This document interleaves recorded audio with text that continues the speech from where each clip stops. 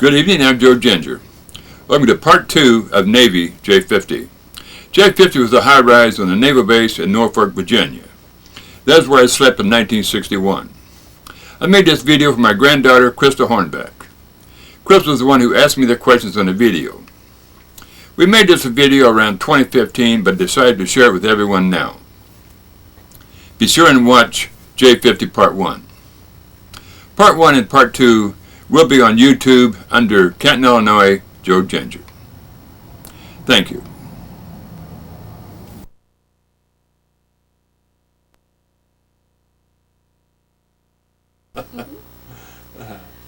What is it meant by your bed being short-sheeted? Oh, I tell you, I never heard of this. I never had a clue. And never seen it, never heard of it, or nothing else. But actually what happens is that when you're gone, some prankster, usually a buddy of yours, he'll come in there and he'll take the sheet. Now after you get up, I mean, you have to make sure that your bed's all squared away and done. Well, he'll take that sheet, instead of going all the way down, he'll double that up. So you can't, in other words, it's only halfway. When you're trying to put your foot in, it's only halfway. So, well, I comes there and, I had a few beers and I posed that up. I couldn't get nowhere, and I didn't know what was going on. I think, what's wrong with this page? And I was there and I fought there for a little bit and I figured, the heck with it. I just popped on top of it and I was out, But the next day I woke up and I started checking that out and I found out what a short-sheeted bed was, I didn't find out who did it because they knew the consequences might be bad, But yeah, I learned something that day. Did you ever get into fights uptown Norfolk? Myself, as far as what you might call fist fight back and forth, no, I tried to avoid that. I did go up there one time with a kid named Wayne Slater. Real small built guy. I mean, really small built. Skinny. Real nice guy. He was from Missouri. And we go in this tavern. We had a few beers and you go to this tavern. He said, I'll clean up the language a little bit, but he says, I can whoop anybody in here. I'm looking at him like, what? I'm with you, buddy. What are you saying? What are you doing here? The guy's all looks at him, looks at him, and he says, I can whoop anybody in here. I can say he had a little more to it, I think, oh my goodness, and there's a code that if you go uptown with somebody, you stay with them. If they jumped us, I wasn't going to run. I was going to stand there and fight it out, but that isn't what I wanted to do, and I couldn't believe he was doing this, I had no clue. Well, it just so happened that nobody took us up on it. There he is, a little small guy, and everybody just figured he's drunk. He's drunk, and I was going like this, and because boy, you get a tavern fight going, and anyone who's been in a big old tavern fight, knows that it can get bad. For no reason, and so I, that nobody challenged him, and I kind of nudged him on out of there. I got him on out of there, and I took him back to base. I figured, I would do things with him, but I'd never go out on liberty with him again, which I never. But when he's sober, he's the nicest guy you ever seen. Is there anything that you can think of that made you laugh? Well, one thing that I thought really funny. But anyway. This is what happens. If you're a sailor and you're standing along the road and there's water holes around, you're going to get it. Anyway, I was standing up there one time, and this here was just outside the base, and anyway, there's a road going, both ways there, from the base coming out this way and the road going the other way. And it had rained, and the water holes alongside the road. And of course, sailors was, all over the place, But his car comes up there, and he was driving pretty reckless. I knew what he was up to, because anytime you had to watch out, because you knew that they would spray you. Well, a couple of sailors was standing right down, and this car ran up there and went way off the road. He was going to hit that water hole, see, get him. Well, he did, but the sailors started taking off running, but it's too late. I mean, he hit that water hole, and I mean, it just plastered him, you know. I mean, if it's you, no, it ain't funny. Somebody else is funny. I mean, it was hilarious. Everybody's cracking up except the guys got washed out. You know, but the problem is there, too, that hole was deeper than he thought. He almost wrecked that car. And his car going everywhere. It just forced the window of the car on the other side of the road. He was all over the road. But, yeah, that was kind of a funny time, you know. You know, a good memory. Can you think of anything that really impressed you? Well, tell you what, I like card magic, magic of all kind, always did. And I did a lot of card manipulation on the ship, you know, doing card tricks and entertaining the troops with all that kind of stuff. But this one time, there was this guy on the bus. Now, when I got on the bus, I went all the way in the back of it, you know, and I was, instead of the seats like this on the bus, it was one of, you know, there's a seat going the other way, you know, facing the center on the back. What is it? One guy sitting back there, and I sat down next to him, and he pulled out a newspaper and put it down there, and he pulled out these are 3 cards, which is any time that you have 3 cards out there and mix them around, it's 3-card money. They're just different variations of it, but he was good. I mean, he was professional. I mean, he was absolutely great. Well, anyway, it was right there when a bunch of them guys got paid, you know. So anyway, he started off with doing this here, you know, for small money, and then he'd get to build up. Well, I mean, if I knew that this other guy right here was his partner. I mean, you know, I knew that. I mean, I know about them cons. Anyway, this is so anyway, he was standing up there, and he had them cards there, and you know that he was saying, "Oh, I picked this card here," and the guy doing it, he looked out the window. But this other guy, he kinked the card. Pretty good kink on it, you know. He come back around, and you know, and picked the card out here, you know, and shuffled them around. And boy, all you had to do is, you know, to see where the card was kinked. The boy, you just pulling that there, they'd dropping $20 bills down, everything else, you know, and. This guy was so good, and I was sitting next to him, and I couldn't catch him. And I'm, you know, like I say, you know, I'm pretty good at it, to tell you the truth. And I couldn't catch him, and he was so good, right in front of me, just close to me and you. He had taken that bend out of that card, straightened it up, and made a bend into another card while he was doing this right here. And everyone thought that, you know, the card that they picked was the one that bend, and they're dropping them 20s down there, you know. And all of a sudden he turns it over, his wrong card. And I mean, he had a stack of money there, you know. Well, what happens is when you're getting rooked, is what people do is that they got to talk it up a little bit first. They don't just jump in and punch somebody. They start, well, I think I got ripped off. I think, you know, I think you got ripped off, you know, all that kind of stuff. Well, anyway, he buzzer there, you know, that stops the bus, you know, tells him to stop the next corner. And so he starts to get off, and a couple other guys start to get off with him, and that's what this other partner is saying, you ain't going nowhere.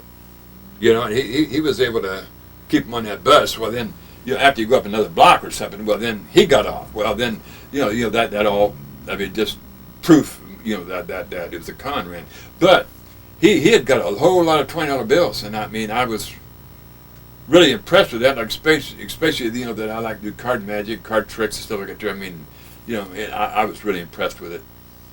Was that the only time that you ever saw him on the bus? That one time? Yes, the only time you know, the truth of the matter is, you know, I would have rode back and forth watching him. you know, I mean, that's, you know, I mean, that was really something for me, you know, really highlight. It gave me some inspiration with some of my car manipulation. Were you an international driver in the Navy? Yes, I was. I drove in, after I got the license there, you know, I drove in San Juan, Puerto Rico, every time our ship pulled in. But anyway, well, we took the test that you take, you know, for drivers and that stuff. You know, they just, by random picking, okay, you're going to be an international driver, you know. So anyway, there was probably 8 or 10 of us, you know, and one of the things that we did, that we had to go down to courthouse and watch a traffic court. I mean, that was part of the process. It was a great big building, and there was hundreds of people in there. And they had a special place up there where it had a window, you know, where seats up here where you can, you know, watch what's going on. I mean, you can hear it real good and all that stuff. But anyway, that we was sitting up there, and now this sounds like Hollywood hogwash, but this is really what happened. Is that I'll give you a couple of examples here. Is that this one guy said, well, he was heading down the street there, and and he was going to make a left-hand turn, and the accelerator stuck, and he guilty. Guilty. This guy goes, like, didn't even hear his case out. I mean, judge felt this accelerator sticking, that don't fly. You know what I mean? And there was other cases there where a person would start to talk, guilty. And we was up there cracking up. I mean, we were laughing our head off, and because everybody's guilty, and I mean just he didn't waste no time with it. Guilty, Person starts to plead his case. Well, he ain't here. He's guilty. I mean, just so anyway. Now here comes an officer, lieutenant commander, with his uniform on, and he comes up there. He said, well, there's a corner at so and so. He said, there's a tree branch coming down and hiding the stop sign. I didn't see the stop sign. He said, innocent, or whatever, not guilty. And boy, we really went wild then, Yeah, it's the real world. That's it. But so anyways, if anyone wants to pay their fines for the first time, offenders going back. Well, I mean, everybody almost everybody went back there, that could. Well, anyway, my point is, I learned right there. I knew right there.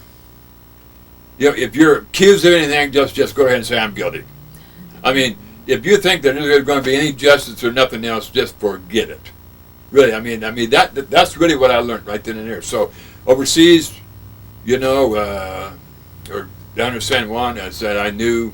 Of course, now I drove around Virginia too as a international driver too as a driver.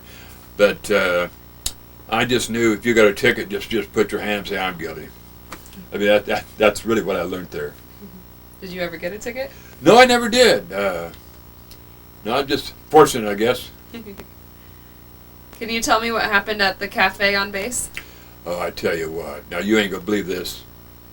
If somebody told me, I wouldn't believe it. But I tell you what, when it happens to you, it makes you really, really mad. When it happens to somebody else, I mean, you're hysterically laughing. In there, now this is crazy. But anyway, in what called the cafeteria or the guidon, whatever you want to call it. Okay, it's you're in there and there's people waiting to sit down. I mean, it's just jam packed. Okay, two is that you get your food, and you wait for a spot and you sit down, and then you go back for your drink. And I'm telling you, what happened to me? I put my food down there. I went back, get a drink, I come back, somebody set my spot. I said, what happened here? I'm sitting there. So, they threw your food away. I said, threw my food away? I said, I just gone for a second, what are you talking about? And I turned around to the second class. Yeah, we throw that food away if you walk around the table. No. And at first I'm trying to figure this out, is this a prank? Whatever this is, So anyway, like I say, I knew better than start swinging, which occurs to you, but I decided not to. But anyway, so I finally found another spot, and I got the drink at the same time. Sit down, you have to stand there and wait for somebody to get up, and then you stand right over there, and they're sitting right here. Which is kind of aggravating for me when somebody's standing right there over me when I'm trying to eat. But anyway, that's what you got to do. And so I do that, and so then. When I see these other people doing that, the whole place goes into an uproar of laughter. The guy steps up. You don't know any better than I did. He go get the drink. They threw his food away. I mean to say, it's funny. I mean, it's hilarious. It's a perfect example. If it happens to you, it ain't funny. If it don't, it's funny. But it's crazy. But that actually did happen. Do you get to go back around and get more food, or was that? Oh, you can go buy more food, but you're going to stand there over somebody else to get them. But you got to learn to get the drink when you got your food. Did you ever go uptown Norfolk to get a haircut or a manicure? Yeah, I tell you what. Really, on the ship, You know, I mean, they have that razor there, and they really know that you can't say much about it if you get your hair cut on the ship. They bang your head with that razor, you know, and go like this. You know, and really, it hurts. You know, I mean you only have to have this one time. You don't want to have your hair cut on there. And really, you know, they go like a turn that hit you there, you know, kind of, you know, I mean, along with making you mad, because it does make you mad. And then, of course, I mean, they don't care what it looks like as long as it's short. You know what I mean? If they leave long pieces here, a piece of here, something, so be it. You know, as long as, especially around here, it had to be real short. When they bang on your head, well, then make a long story short. No, you go uptown for a haircut. This at one time, I went up there and I was sitting to get a haircut, you know, and this real attractive girl comes sits down beside me, you know, and she says, "You want a manicure?" Well, I'm going to tell you, I'll admit my ignorance. I thought a manicure was just cutting your fingernails. I really did. Never had one, or never seen anybody have one. But so she takes my hand and puts it in this soapy stuff for a while. And then she pulls it up, and then she has this thing in her hand, and she started digging under my fingernails. And I mean, hurt. I'm thinking, what is wrong with you? You know, I mean, what are you doing? You know, she's digging in there. And I mean, it hurt, and it hurt, man. I was trying to talk her out of it, but she kept it going. Then she cuts it, you know. And then, make a long story short, finish that hand. I said, oh, the other hand, it doesn't need it. It didn't work. She grabbed my hand, stuck it in there, and did that. And I mean to say, my hands really did hurt. I mean, it really hurt. I mean, this is crazy. So I mean, I forget. I mean, I had to give her a tip or something, you know. And then I get a haircut. And I walks out, and there was a big window there. I walked by, and I gave them both that dirty look, like, I'm never coming back, look. They're looking at me like that, you know. I thought, oh, this is insane, you know. You go up for a haircut, and they do that to you. You almost wish you just got your head banged.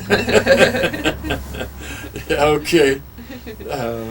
Okay, what's the next? All right, that's all we've got. Oh, that's for today. it? Okay.